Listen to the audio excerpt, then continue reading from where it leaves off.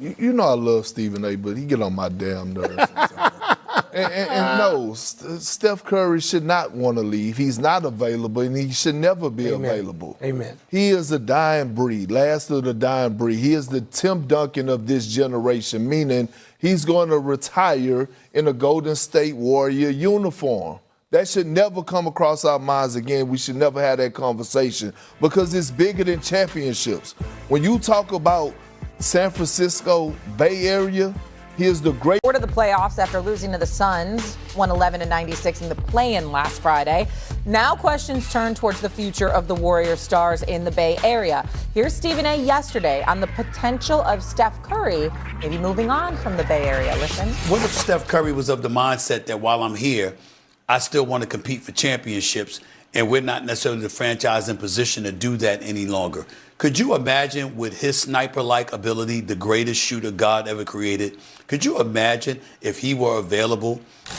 Could you imagine the amount of teams that would be looking to get the services of Steph Curry? That would be fascinating material for television for weeks on end. Well, Stephen A., we're going to make fascinating material out of just the thought of it. The question now is, should Curry want to leave the Warriors for one last shot at a title? He would have to ask for a trade in order to do so. Should he do that, Perk?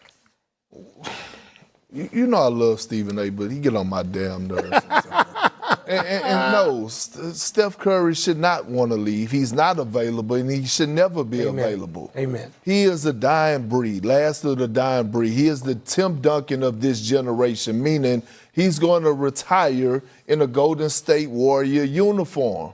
That should never come across our minds again. We should never have that conversation because it's bigger than championships. When you talk about San Francisco Bay Area, he is the greatest athlete of all time. When Joe Lacob bought that franchise for $450 million, that franchise is worth almost $11 billion. That's because of the power of Steph Curry. When you think of guys like Braun, when you think of guys like Steph and Giannis, guys who actually move the economy, move the needle, affect the economy, you can't ever let go of him, right? And when you think about what Steph has done in and out of the in between the lines, outside of the lines, he is Mr. Bay Area. Regardless of the championships, he got enough championships. We can sit up here and debate different things all day long. The one thing I think we all agree on, he's already a top 10 greatest player of all time. He has changed the game forever. It's just on the front office. Mike Dunleavy Jr., do your damn job. Do your damn job and get some pieces in there, surround them around Steph Curry. We can have a legit shot at winning the damn championship because let's be honest, Mike Dunleavy hasn't really done much since Bob Myers has left that organization. Steph Curry is a civic treasure in Northern California. If we can get Stephen A. out of Miami and L.A. and New York, he don't want to go up to the Bay Area. He's always whining about being in San Francisco. If you spend some time there, and I'm teasing my man Stephen A. and can't wait to see him back. Look, I'm fortunate enough to be able to go out a lot of years and be involved in Steph's charity, Steph and Aisha's charity event in Northern California. And you realize when people, Peyton Manning has come out to this more than once. You have people, you have athletes coming from all over because they'll come for Steph Curry. They come for Steph, and Steph realizes how rooted, how important he is. He's not going to go around popping his jersey. That's not what he does. But Steph Curry realizes he is an emotional center of greater San Francisco, of the Bay Area. So no, there's no leaving. I can't believe that. You and I come from a place where people would say, well, you probably couldn't see Michael Jordan leaving either, but there was an ownership situation at stake, something that he was promised that was derailed before it actually fully bloomed. But, Michael doesn't really acknowledge those 2 years in Washington as much as some other people, more than that, really, when you look at the executive years. I don't see Steph Curry doing that. Charlotte, would he go home? Could that be a possibility? Maybe if Charlotte was a lot closer. But Steph, again, if you are in and around that community and you realize what Steph Curry did. Steph Curry and his wife, Steph and Aisha, came up with a concept that's unbelievable, this mobile library, where Oakland in particular, which was so in need of any kind of assistance to an underserved community in this way, mobile libraries, they created this, and people just jumped on board immediately to assist them in making this a prominent feature of not just, yes, the Warriors and the community. This is Steph and Aisha's, they spearheaded this. And they do this with all kinds of endeavors. And so they are linked in a way emotionally, from my observation, that I just don't see Steph Curry withdrawing from that. I didn't mention basketball. I mentioned what he means to that place. And that's where Perk started too. Because we've been there and seen what that is like. And Steph is not immune or insensitive to that.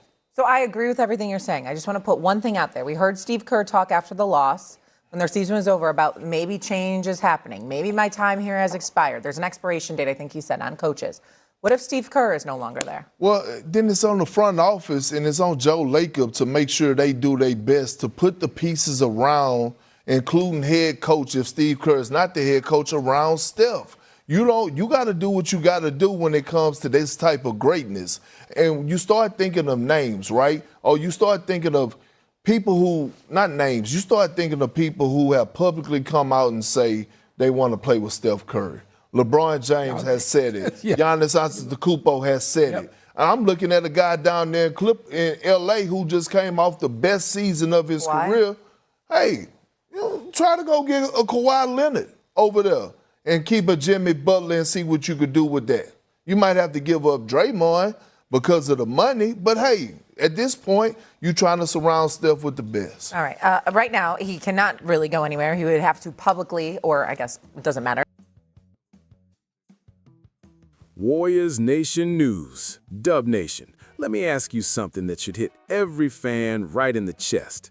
When a season ends with a 111-96 loss, when the playoffs move on without Golden State, when Steve Kerr starts talking about expiration dates, is that the sound of the dynasty dying, or is that the sound of a proud franchise getting punched hard enough to wake up and swing back meaner than ever? Because that is where the Warriors are right now. And this story is not just about getting eliminated by Phoenix. It is about what comes next for Stephen Curry, for Steve Kerr, for Mike Dunleavy Jr., and for a franchise that still refuses to believe the last word has been written. The Warriors season ended Friday night in the final West play-in game, with Curry scoring 17 on 4 of 16 shooting, while Brandon Podziemski led Golden State with 23. And now the whole offseason opens with one massive question after another. And let's start with the part that has everybody talking, because Steve Kerr did not sound like a man giving some routine, boring, automatic answer. Reuters reported Kerr said he still loves coaching, but also admitted these jobs have an expiration date, and that maybe every run eventually needs new blood and new ideas. He said he wants a week or two to step away, clear his head, and then reconvene with the organization. Yeah, that is not a clean farewell, but it is absolutely not some loud guarantee that he is back either. That is uncertainty, real uncertainty. And when that uncertainty surrounds a coach who won 4 titles with this franchise, you know the Warriors are standing at a serious crossroads. But here's why I'm still favorable to the Warriors all the way, Dub Nation. Because even in the middle of all this noise, Golden State is not acting like a franchise with no plan. Warriors.com said during exit interviews that multiple players publicly backed Kerr and emphasized how much he matters to the group, while Bay Area reporting says Mike Dunleavy Jr. has already received a multi-year extension to keep running the front office. That matters, man. That means there is still structure here. There is still continuity here. There is still an organization trying to make decisions around Steph, not one wandering around in panic. And if you still have Steph Curry as the center of your basketball universe, you are never as far from relevance as the internet wants to pretend. Now let's talk about Steph, because that is still the heartbeat of everything. The game against Phoenix was rough, no sugarcoating it. He could not get many clean looks, and Phoenix made life ugly for him. But 5 days before that, Reuters reported Curry gave the Clippers 35 points in the play-in, hitting 7 threes and helping erase a 13-point fourth-quarter deficit and a 126-121 comeback win. So the question for the Warriors is not whether Steph still has greatness in him. Come on, we already know the answer. The real question is whether the franchise can build one more real chance around that greatness while there's still time. Because a player who can still swing a do-or-die game like that is not the problem. He's the reason the franchise still has hope. And that's where this offseason gets spicy, because the supporting cast actually showed flashes that should keep Dub Nation from going full funeral mode. In that Clippers comeback, Reuters reported Al Horford scored all 14 of his points in the final 5:37, while Guy Santos and Kristaps Porzingis each added 20. The Chronicle also noted Podziemski finished the season strong enough to become extension eligible, with real momentum, after averaging 18.1 points over the final stretch, and he publicly said he wants to be in Golden State for the long term. So no, this roster is not complete. No, the ending was not good enough. But also, no, this is not some empty shell with no path forward. There are pieces here. There is still shot creation, still experience, still defensive bite, still enough evidence to believe the right summer could change the entire emotional temperature around the team. That is why I'm not buying the "it's over forever" stuff. Now, the Kerr question hangs over everything, and I get why fans feel split. On one hand, Kerr is one of the most important figures this franchise has ever had. On the other hand, missing the playoffs 2 times in 3 seasons puts heat on everybody. NBC Sports reported today that barring a significant change of heart, Kerr is not expected to return, while ABC7 cited Draymond Green saying on his podcast that he doesn't think Kerr will be back next season. That's heavy. But even if that happens, the Warriors' real mission doesn't change. It's still about maximizing the final elite years of Steph Curry. It's still about whether this franchise office can find the right blend of health, shooting, defense, size, and nerve around him. It's still about urgency. Yeah, and urgency is not always a bad thing. Sometimes urgency is exactly what makes a franchise stop playing safe. So here's my final take, loud and clear, favorable to the Warriors all the way. Not because this season ended well, it did not. Not because the Kerr situation is comfortable, it is not. Not because the roster is magically fixed, it is not. Favorable because the most important truth has not changed. Steph Curry is still the gravitational center of the whole operation, still capable of terrifying the league when the stakes get high, still the reason every conversation starts with how do we build around him, not how do we replace him. Favorable because Dunleavy's extension means ownership is not asleep.